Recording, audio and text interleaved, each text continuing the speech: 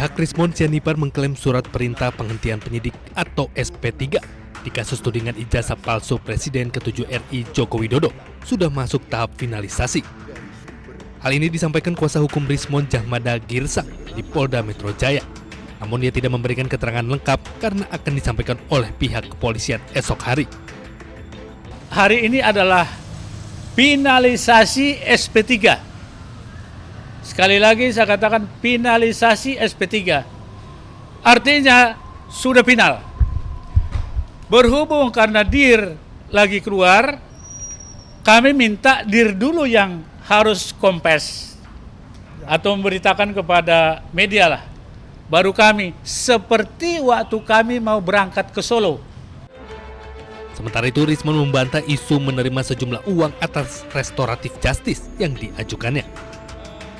Pertama saya ingin mengklarifikasi banyak isu di luar sana bahwa saya menerima miliaran, puluhan miliar, bahkan ada yang mengatakan 50 miliar ya. Saya tepis itu karena semua RJ ini itu berawal dari inisiatif saya, riset saya yang melibatkan 3-4 variabel yang merupakan research ongoing. Jadi ini adalah inisiatif saya. Coba bayangkan, saya meminta maaf, terus saya dikasih maaf, malah saya mau dikasih duit. Itu logikanya di mana? Justru saya yang seharusnya memberikan ganti rugi kepada Pak Jokowi.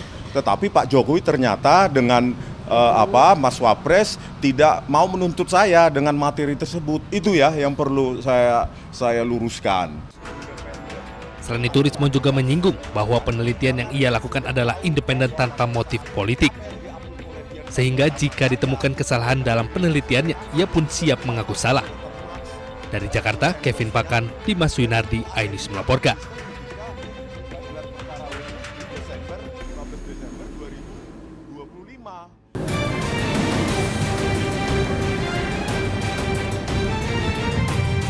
Kejaksaan Agung menetapkan Ketua Ombudsman RI Heri Susanto sebagai tersangka dalam kasus dugaan korupsi tata kelola tambang nikel di wilayah Sultra periode 2013-2025. Dirdik Jampitsus Kejagung Syarif Sulaiman Nahdi mengatakan Heri diduga mengurus masalah perhitungan penerimaan negara bukan pajak dari PT TSHI. Heri menerima suap 1,5 miliar rupiah dari Direktur PT TSHI untuk mengatur agar Ombudsman mengoreksi perhitungan PNBP. LKM yang merupakan Direktur PT TSHI kurang lebih yang sudah diserahkan dari satu orang ini adalah kurang lebih sejumlah 1,5 miliar rupiah atau 1,5 miliar rupiah. Kemudian terhadap tersangka HS itu kami tetapkan melanggar pasal 12 huruf A, 12 huruf B, pasal 5 dan pasal 606 KUHP yang baru. Ya. Pada saat ini tersangka dilakukan penahanan selama 20 hari ke depan di Rutan Salemba, Cabang Kejaksaan Negeri Jakarta Selatan. Untuk AW tadi dilakukan penahanan di Rutan Salemba, Cabang Kejaksaan Agung. Heri dijerat pasal 12 huruf A, 12 huruf B, pasal 5 dan pasal 606 KUHP. Ia langsung ditahan di Rutan Salemba, Cabang Kejari Jakarta Selatan selama 20 hari ke depan. Dari Jakarta, tim liputan iNews melaporkan.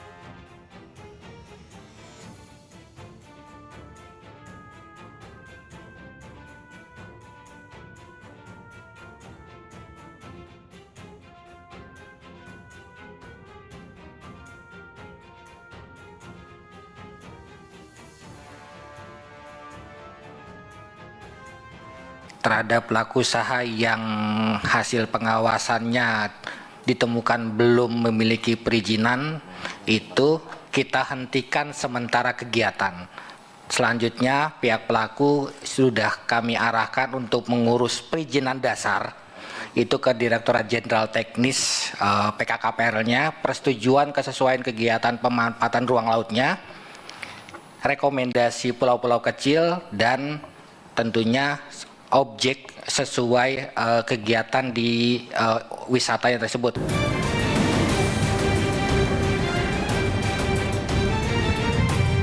Kejaksaan Agung menetapkan Ketua Ombudsman RI Heri Susanto sebagai tersangka dalam kasus dugaan korupsi tata kelola tambang nikel di wilayah Sultra periode 2013-2025. Dirdik Jampitsus Kejagung Syarif Sulaiman Nahdi mengatakan Heri diduga mengurus masalah perhitungan penerimaan negara bukan pajak dari PT TSHI. Heri menerima suap 1,5 miliar rupiah dari Direktur PT TSHI untuk mengatur agar Ombudsman mengoreksi perhitungan PNBP. LKM yang merupakan Direktur PT TSHI kurang lebih yang sudah diserahkan dari satu orang ini adalah kurang lebih sejumlah 1,5 miliar rupiah atau 1,5 miliar rupiah. Kemudian terhadap tersangka HS itu kami tetapkan melanggar pasal 12 huruf A, 12 huruf B, pasal 5 dan pasal 606 KUHP yang baru. Ya. Pada saat ini tersangka dilakukan penahanan selama 20 hari ke depan di Rutan Salemba Cabang Kejaksaan Negeri Jakarta Selatan. Untuk AW tadi dilakukan penahanan di Rutan Salemba Cabang Kejaksaan Agung. Heri dijerat pasal 12 huruf A, 12 huruf B, pasal 5 dan pasal 606 KUHP. Ia langsung ditahan di Rutan Salemba Cabang Kejari Jakarta Selatan selama 20 hari ke depan. Dari Jakarta, tim liputan Anyus melaporkan.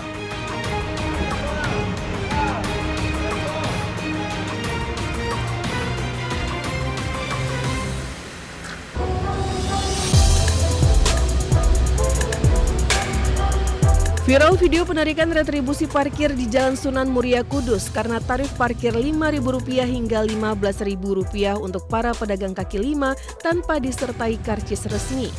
Diduga pungutan liar ini melibatkan oknum ormas di Kudus sehingga menjadi perhatian masyarakat. Tidak terima aksinya direkam dan disebarluaskan oleh rekan korban. Oknum ormas tersebut mendatangi rumah korban Anang Adianto. Korban diperas Rp30 juta untuk mencabut laporan ke polisi karena pencemaran nama baik dan Undang-Undang ITE. Pelaku mengancam korban akan dipenjara atau tinggal nama jika tidak memenuhi permintaan tersebut. Polisi dari jajaran Polsek Kudus Kota merespon kasus ini dengan memeriksa 5 orang saksi, terdiri dari korban, rekan korban, serta pihak yang berada di lokasi kejadian. Kami sudah memeriksa 5 orang dan akan terus bertambah karena kami melihat hasil pemeriksaan ada beberapa orang yang harus kita mintai keterangan. Terduga pelaku berapa orang, Pak? Sementara ini masih 1 sementara, namun statusnya masih. Polisi menegaskan tidak ada ruang bagi praktik premanisme di Kabupaten Kudus dan akan menuntaskan kasus ini. Dari Kudus, Jawa Tengah, Nur Khairuddin, iNews melaporkan.